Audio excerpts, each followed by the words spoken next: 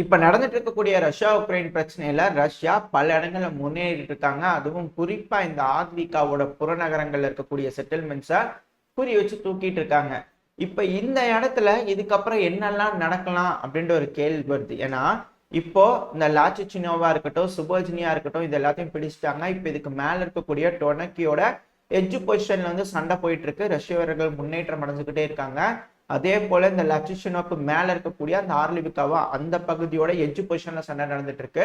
அந்த சிட்டியோட என்ட்ரன்ஸ்ல இருக்காங்க ரஷ்யன்ஸ் அப்படிங்கிறதுல சொல்லப்பட்டு வருது. அது கிரே ஜோனா மாறி இருக்கு. கூடிய சீக்கிரத்துல அந்த சிட்டியோட எட்ஜ் பொசிஷன்ஸ்குள்ள அடிச்சு உள்ள வந்துருவாங்க அப்படிங்கிறாங்க. சரி, ஓகே. இந்த இடத்துல இதுக்கப்புறம் என்னெல்லாம் நடக்கலாம்? ஏன்னா முன்னேறிட்டே இருக்கிறாங்க.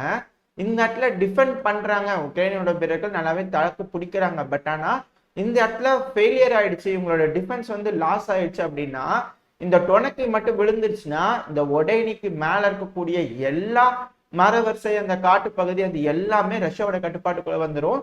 ஏன்னா அது நீங்க பாத்தீங்கன்னாலே தெரியும், இந்த டொனக்கி தான் கடைசியா ஒரு டிஃபென்ஸ் லைன் மாதிரி ஆக்ட் ஆயிட்டு இருக்கு. அந்த டொனக்கில இருந்து தான் எல்லா சப்ளைஸும் கீழே இருக்கக்கூடிய உக்ரைனோட வீரர்களுக்கு போயிட்டு இருக்கு. இந்த டொனக்கி ஒன்ஸ் விழுந்துருச்சு அப்படின்னா அந்த மரவரிசை ஃபுல்லா ரஷ்ய வீரர்கள் கையில் வந்துருச்சுன்னு வச்சுக்கோங்களேன். அப்ப என்ன நடக்கும் அப்படின்னு பாத்தீங்கன்னா, இந்த மரவரிசைக்கு கீழேயே பாருங்க, இந்த ஒடைனிக்கு கீழே பிரியோமிஸ்கிக்கு பக்கத்துல நத்தத்தோலியா, இந்த பேர் கொஞ்சம் கரெக்டா வரல. இப்போ அந்த பிரியோமிஸ்கியோட அந்த ஒடைனிக்கு அந்த வாட்டர் பேரியர் மாதிரி இருக்கு. அதனால அந்த பிரியோமிஸ்கில சண்டை நடந்துட்டு இருக்கு. அது உக்ரைனோட கட்டுப்பாட்டுக்குள்ள இருக்கு.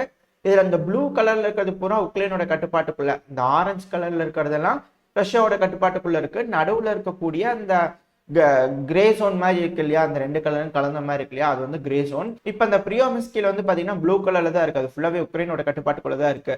இப்ப அதுக்கு காரணம் என்னன்னா, இந்த ஒடைனிக்கு மேல இருக்கக்கூடிய மரவரிசையிலன்னா உக்ரைனோட வீரர்கள் இருக்காங்க.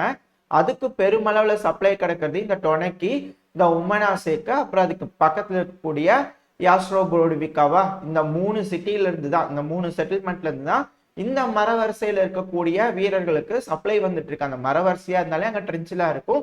இதான் நம்ம பல பதிவுகளை பார்த்துருப்போம். இப்போ இந்த டொனக்கியை மட்டும் யோசிச்சு பாருங்க. இந்த டொனக்கி வந்து ஃபுல்லா வந்து ரஷ்யாவோட கட்டுப்பாட்டுக்குள்ள வந்துருச்சுன்னா, இந்த டொனக்கிக்கு கீழே இருக்கக்கூடிய மரவரிசை எல்லாம் முன்னேற ஆரம்பிச்சிருவாங்க. அப்படியே முன்னேறினாங்கன்னா இந்த நேத்தத்தோழியை வந்து அடிக்க ஆரம்பிச்சிருவாங்க, ரிட்டர்ன் பண்ண ஆரம்பிச்சிருவாங்க. அது மட்டும் இல்லாம இந்த டொனக்கியை பிடிச்சாங்கன்னா அப்படியே மேல முன்னேறினா உமனாசேக், அப்புறம் இந்த யாஸ்கோ பொடியுக்கா. ஸோ இந்த இடத்துல வாட்டர் பேரியர் இருக்கு, அந்த ரிசர்வாயர் இருக்கு இல்லையா, கேரளா சேக் ரிசர்வாயர், அந்த ரிசர்வாயர் வரைக்குமே ரஷ்ய வீரர்கள் ஃபுல்லாவே கட்டுப்பாட்டுக்குள்ள எடுத்துட்டாங்க அப்படின்னா அதுக்கு அடுத்தது டிஃபெண்ட் பண்ணக்கூடிய டிஃபென்ஸ் லைனே உக்ரைனுக்கு கிடையாது அப்படிங்கிறதோட சொல்லப்பட்டு வருது. அது மட்டும் இல்லாம இந்த உமனாசேக் வந்து மேல பிடிக்கிறாங்க வச்சுக்கோங்க, உமனாஸ்கா, அதுக்கு மேல அப்படியே வந்து பாத்தீங்கன்னா நொவோசில்கா பெர்ஷா அப்படின்னு ஒரு இடம் இருக்கு இல்லையா, அதுக்கு மேல நொவோ ப்ரொபோகோஸ்கா, அதுக்கு மேல இருக்கக்கூடிய ஸ்லோவோகா. ஏன்னா அந்த இடத்துல வந்து பாத்தீங்கன்னா ஒரு நார்மலான ஒரு வாட்டர் பேர் இருக்கு. ஸோ அது வரைக்கும் வந்து பாத்தீங்கன்னா ரஷ்ய வீரர்கள் முன்னேறி போயிட்டே இருப்பாங்க அந்த மரவரிசையில கொஞ்சம் கொஞ்சமா சண்டை பிடிச்சிட்டு. அதனால என்ன நடக்கும்னா, நம்ம ஒரு டிஃபென்ஸ் லேயர் சொன்னோம் இல்லையா, இந்த பிரெச்சாய், சென்கிவிகா, உமனாசேக்க, கீழே இருக்க ஆஸ்ட்ரோபோலிகா, இந்த டிஃபென்ஸ் லைன் வந்து ரஷ்யா உடைக்கிறதுக்கு இந்த வழியா போய் பக்கவாட்டு தாக்குதல், அதாவது வந்து பின்புறமா அடிப்பாங்க. அப்படி அடிக்கும் போது இந்த பிரெச்சாய், சின்கிக்வா, வொர்லிவ்கா, இங்க இருக்கிற எல்லாருமே ஆட்டோமேட்டிக்கா பின்வாங்க ஆரம்பிச்சிட்டாங்கன்னா உக்ரைனோட ஒட்டுமொத்த அந்த front line, next layer of defence லைனும் கொலாப்ஸ் ஆயிரும். அதனால வேற வழியே இல்லாம கொஞ்சம் கொஞ்சமா அப்படியே வேகமா முன்னேற ஆரம்பிச்சோம்னா அடுத்த மிகப்பெரிய சிட்டியா இருக்கிறது ப்ரொபோஸ்க்கு ரொம்ப தூரம் மேல போனீங்கன்னா இருக்கும், ஹைவேஸ் தான். அப்படியே முன்னேறிட்டே இருப்பாங்க, அவங்களால தடுத்து நிறுத்தவே முடியாது அப்படிங்கிறதுல சொல்லப்பட்டு வருது. ஒரு வேலை இது நடந்துருச்சுன்னா டினிப்பர் ரிவர் தான் அப்படிங்கிறதோட சொல்லப்பட்டு வருது. அந்த டின்ப்ரோ இருக்கு இல்லையா, அந்த சிட்டி வரைக்கும் போயிடுவாங்க. அந்த சிட்டிக்கு போயிட்டாங்கன்னா கீழே இருக்கக்கூடிய ரஷ்ய வீரர்கள் இந்த ஜப்பரோஷியா பகுதியில நம்ம சொல்லியிருப்போம் ஆல்ரெடி, இந்த இடத்துல வந்து பாத்தீங்கன்னா 60,000 சோல்ஜர்ஸ் இருக்காங்கன்ட்டு.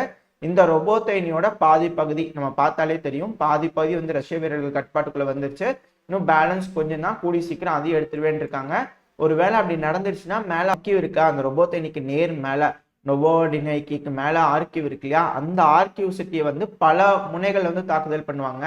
ஏன்னா அந்த ஆர்கிவ்க்கு நேராக கீழே வந்து பாத்தீங்கன்னா நெஸ்கிட்ரீனியா அப்படின்னு ஒரு பகுதி இருக்கு இல்லையா, அது வழியா இருந்து மேல முன்னேற முடியும். கொப்பானி இருக்கு, ரொபோத்தைனி இருக்கு, அப்படியே மேல வந்தாங்கன்னா ஆர்கிவ். ஸோ இது எல்லாத்தையும் வந்து ரவுண்ட் பண்ணிட்டாங்கன்னா இந்த வழியா முன்னேற ஆரம்பிச்சாங்கன்னா ஜப்பரோஷியா, மேல டின்ப்ரோ, இது ரெண்டுமே வந்து பாத்தீங்கன்னா ரஷ்ய வீரர்கள் கட்டுப்பாட்டுக்குள்ள வந்துடும்.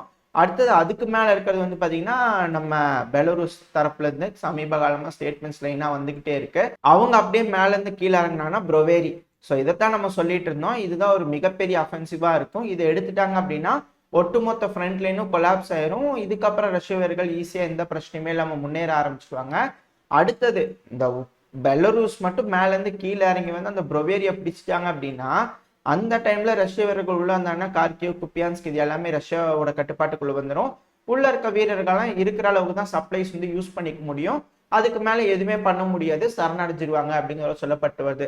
ஸோ ஒரு மிகப்பெரிய ஏரியா ரஷ்யாவோட கைப்பிடிக்குள்ள வர்றதுக்கு இந்த ஆத்விகாவோட என்ட்ரன்ஸ் கேட்டை ஓப்பன் பண்ணிட்டாங்க ரஷ்யன்ஸ். இதுக்கப்புறம் அவங்க உள்ள வேகமா முன்னேறது தான் பாக்கி.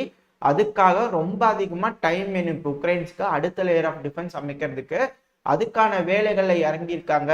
இந்த இடத்துல கொஞ்சம் டைம் வாங்கி கொடுத்துட்டு இருக்காங்க. உக்ரைனியன்ஸ் ரொம்ப அதிகமா டிஃபெண்ட் பண்ணிட்டு இருக்காங்க. அந்த 20 கீழேலாம் அடுத்த ஹார்லிவ்கா இந்த 2 சிட்டி விழுந்துருச்சுன்னா சோழி முடிஞ்சிச்சு அப்படிங்கிறத சொல்லப்பட்டு வருது. இதுக்காக தான் பெருமளவுல ரஷ்யன்ஸ் வெயிட்டிங் அப்படிங்கிறாங்க. இப்போ இதெல்லாம் ஓகே. ஆனா இப்போ அப்படியே மிரியங்கா வந்துருங்க. இந்த மிரியங்கா கீழே வந்து பாத்தீங்கன்னா கொஸ்டான்டிவ்கா அப்படின்னு ஒரு செட்டில்மெண்ட் இருக்கு, ஒரு டவுன் இருக்கு. அந்த டவுனுக்கு புறநகரத்துல வந்து பாத்தீங்கன்னா பேட்ரியாட் ஏர் டிஃபென்ஸ் சிஸ்டம் கொண்டு வந்து டிப்ளை பண்ணிக்கிறாங்க. இவ்வளவு க்ளோஸா, அதாவது அங்கிருந்து நீங்க பாத்தீங்கன்னாலே தெரியும், இந்த ஆரஞ்சு கலர்ல இருக்கிறதுலாம் வந்து பாத்தீங்கன்னா ரஷ்யாவோட ட்ரூப்ஸ் இருக்கு. ஃப்ரண்ட் லைனுக்கு இவ்வளவு பக்கத்துல ஏன் patriot air defence system Ukraine கொண்டு வந்து வச்சாங்கன்னு தெரியல. எப்படியோ ரஷ்யாவோட ரிகனைசன் டீம் அதை கண்டுபிடிச்சு தாக்கி அழிச்சிட்டாங்க. இந்த பேட்ரியாட் ஏர் டிஃபென்ஸ் சிஸ்டம் தாக்கி அழிக்கிறது ஒரு விஷயம் இல்லை. ஏன்னா இது கேர்லெஸ்ஸா அவங்க ஒரு மூவ் பண்ணிக்கிறாங்க. பட் அது மாட்டிக்கிச்சு, அது ரஷ்யா வந்து பார்த்துட்டாங்க. ஓகே, இது வந்து ஒரு மெயின் மேட்டர்ல பேட்ரியாட் ஏர் டிஃபென்ஸ் சிஸ்டம் ஆன்ல கிடையாது, அது ஆஃப்ல தான் இருந்திருக்கு. அந்த சமயத்துல வந்து அடிச்சிட்டாங்க, கொண்டு வந்து வச்சிருப்பாங்க போல இருக்குது, தெரிஞ்சது அடிச்சிட்டாங்க. இப்போ அந்த டிஃபென்ஸ் சிஸ்டம் வீழ்த்திட்டாங்கன்ற பெருமை இல்லை. ஆனா ஏன் உக்ரைன் இந்த இடத்துல பேட்ரியாட் டிஃபென்ஸ் சிஸ்டம் கொண்டு வந்து வச்சிருக்காங்க அப்படிங்கிறதா மிகப்பெரிய சர்ச்சையா இருக்கு. ஏன்னா நம்ம முன்னாடியே சொல்லியிருப்போம், இந்த மிரியங்கா இது போல இந்த ஃப்ரண்ட் லைன் பக்கத்துல ஏர் டிஃபென்ஸ் சிஸ்டம் கொண்டு வந்து வச்சாங்கன்னா கண்டிப்பா ரஷ்யா அவங்களோட ஏர் ஃபோர்ஸ் சப்போர்ட் டீம் இருக்கு இல்லையா, அதை வந்து யூஸே பண்ணக்கூடாது, அதை ரஷ்யாவோட டெரிட்டரியிலேயே அடிக்கணும் அப்படிங்கிற ஒரு காரணத்துக்காக தான் இவ்வளவு தூரம் ஃப்ரண்ட் லைன்ல கொண்டு வந்து இந்த பேட்ரியாட் ஏர் டிஃபென்ஸ் சிஸ்டம் டிப்ளை பண்றாங்க அப்படின்னு சொல்லப்பட்டு வருது. அது போல மட்டும் நடந்துருச்சுன்னா கண்டிப்பா இந்த பிரச்சனை எஸ்கலேட் ஆகும், அதுல மாற்று கருத்தே இல்லை. அது மட்டும் இல்லாம இப்போ கர்சன் பகுதியில் வந்து பாத்தீங்கன்னா ரஷ்யாவோட கர்சன் ரீஜன்ல திரும்பவும் ஹிமார்ஸை பயன்படுத்தி ஒரு மிகப்பெரிய ஸ்ட்ரைக் பண்ணிக்கிறாங்க. இது ஒரு மிகப்பெரிய இழப்பு ரஷ்யாக்கு அப்படிங்கிற சொல்லப்பட்டு வருது. வீடியோ பதிவு உக்ரைன் தரப்புல இருந்து கொடுத்துருக்காங்க.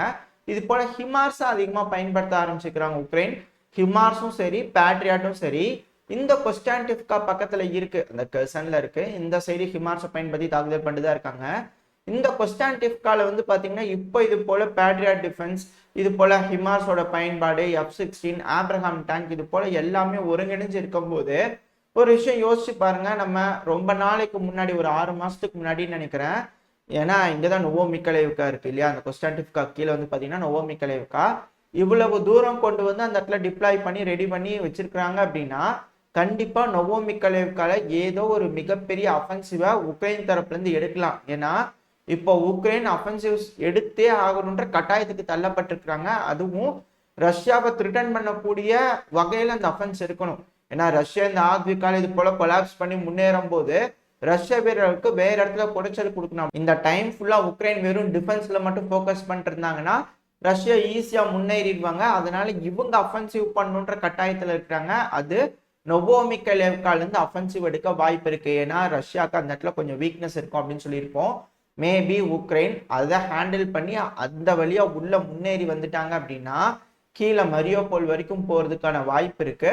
இதைத்தான் சொல்லியிருந்தாங்க, இந்த இடத்துல உள்ள அட்டாக் பண்ணிட்டு இருக்கும் போது கிரீமியாவோட கட்டம் கட்டுறதுக்கு ஈஸியா இருக்கும். மரியோபோல் வரைக்கும் உள்ள என்டர் ஆகுறாங்க. மரியோபோல் கட்டுப்பாட்டுக்குள்ளுக்குன்னா கிரீமியா பிரிட்ஜை கட் பண்ணிடுவாங்க. ஏர் சுப்பீரியாரிட்டி ரஷ்யாவுக்கு கிடைக்காது. இது போல நம்ம விஷயம்லாம் சொல்லியிருப்போம். அப்புறம் நம்ம இது சொன்னதுக்கு வந்து நீங்க வந்து என்னன்னா மென்டலா அப்படிங்கிறதுல சொல்லிட்டு இருந்தீங்க. பட் இது வந்து பாத்தீங்கன்னா எதிரின்னு ஒருத்தர் இருக்கிறாங்கன்னு வச்சுக்கோங்களேன், அவங்க எப்படிலாம் யோசிப்பாங்க, இது போலாம் தாக்குதல் பண்ணுவாங்களா அப்படிங்கறத யோசிக்கிறது இங்க நான் உட்காந்து சொல்றது இல்லை. இது போல இன்னும் பல விஷயங்கள் வந்து பாத்தீங்கன்னா ரஷ்ய தரப்புல யோசிச்சு சொல்லுவாங்க. அதுக்காக அவங்களெல்லாம் மென்டல் ஞானம் திட்ட மாட்டாங்க.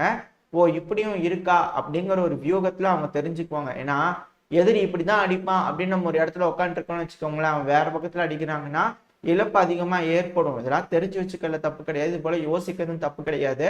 உங்களுக்கு அது பிடிக்கல அப்படின்னா ஸ்கிப் பண்ணிட்டு போயிடலாம். என்னோட கடமை இது போல வியூகங்கள் எப்படி இருக்கலாம் அப்படிங்கிறத தெரிஞ்சுக்க வேண்டிய கட்டாயம் நம்மளுக்கு இருக்கு. ஏன்னா இப்போ மிலிட்ரி என்தூசியாஸ்ட்லாம் இருக்காங்க இல்லையா, சமீப காலமா வந்து பாத்தீங்கன்னா இந்த சீனால அவங்க டேங்கை எப்படி ப்ரொடெக்ட் பண்ணலாம் அப்படிங்கிறது போல மிலிட்ரி எந்தூசியாஸ் டிசைன் பண்ணி அவங்க ஆர்மிக்கு சொல்லி தராங்க. நம்ம இது போல எப்படியெல்லாம் நம்ம நாட்டை தாக்க வரலாம், நம்ம நாட்டை எப்படி டிஃபெண்ட் பண்ணலாம் அப்படின்னு எனக்கு தெரிஞ்ச ஒரு ஸ்ட்ராட்டஜில நம்ம இப்ப நடக்கக்கூடிய போர்களை தெரிஞ்சுக்கிட்டோம் அப்படின்னா எதிர்காலத்துல நம்மளுக்கு அது உதவியா இருக்கும் இல்லையா? வியூகங்கள் எப்படி சீனா அமைப்பாங்க, எப்படி பாகிஸ்தான் அமைப்பாங்க அப்படிங்கிறது போல நம்மளும் தெரிஞ்சுக்கல. அது ஒன்றும் தப்பு கிடையாது இல்லையா? ஏன்னா எல்லாரும் அவங்களால முடிஞ்சதை அவங்க நாட்டு ராணுவத்துக்கு செய்யும் போது நம்மளால முடிஞ்சது நம்ம செஞ்சுக்கிறதுல எந்த ஒரு தப்பு இல்லை அப்படின்னு நான் நினைக்கிறேன். நெகட்டிவா யோசிச்சாதான் சில நேரங்கள்ல நம்மளை டிஃபெண்ட் பண்ணிக்க முடியும். அது தப்பு அப்படிங்கிறது எனக்கு எந்த விதத்தையும் தோணல. உங்களுக்கு தெரிஞ்சதுன்னா அதுக்கு நான் எதுவும் செய்ய முடியாது. ரெண்டாவது வந்து பாத்தீங்கன்னா இது போல மேஜர் மதன்குமார் அவர்கள் அது இது போல ஒரு பதிவு சொன்னாரு அப்படிங்கிற சொல்லியிருந்தேன். அந்த பதிவுல வந்து பாத்தீங்கன்னா நீங்க சீனாவை பத்தி தப்பா பேசுறீங்க அப்படின்னா நீங்க என்ன அமெரிக்கன் ப்ரொபகண்டாவா அப்படிங்கிறது போல கேட்டீங்களா? கரெக்ட். இதுதான் சொல்ல வந்த பிரச்சனை. யார் எதை சொன்னாலும் அதை அப்படியே எடுத்துக்கிட்டு ஹார்ட்டுக்கு கொண்டு போயிடாதீங்க. இது போல மாற்றி யோசிச்சீங்க அப்படின்னா நம்மளுக்கு எந்த ஒரு பிரச்சனையும் வராது. இதுதான் இந்த பதவியில் இருக்கக்கூடிய அந்த பதவியில இருந்து தெரிஞ்சுக்கிட்டு உங்களுக்கு சொல்ல வைக்கணும் அப்படின்றது நினைச்சா கரெக்டா புரிஞ்சுக்கிட்டீங்க. யார் எது சொன்னாலும் ஹார்ட்டுக்கு டைரக்டா எடுத்துக்காதீங்க. இது போல அலசி நீங்க தெரிஞ்சுக்கணும் அப்படிங்கிற ஒரே மோட்டிவ்ல தான் என்னோட அந்த ஷேரிங் இருந்துச்சு, மற்றபடி எதுவும் கிடையாது. அவ்வளவுதான் நான் சொல்லணும்னு நினைச்சேன். இதோட இந்த பதிவை நான் முடிச்சுக்கோம். இந்த பதிவு எப்படி இருந்துச்சு, உங்களுக்கு பிடிச்சிருக்கா? பிடிச்சுனா லைக் பண்ணிட்டு உங்க ஃப்ரெண்ட்ஸ் அண்ட் ஃபேமிலியோட ஷேர் பண்ணிக்கோங்க. அது கூடவே மறக்காம இந்த பதிவை பத்தின உங்களோட கருத்துக்களை கமெண்ட் செக்ஷன்ல சொல்லுங்க. இந்த பதிவு நல்லா இருக்குன்ற நம்பிக்கையில் அடுத்த பதிவில் உங்களை சந்திக்கிறேன். அது வரைக்கும் ஸ்டே சேஃப். By by.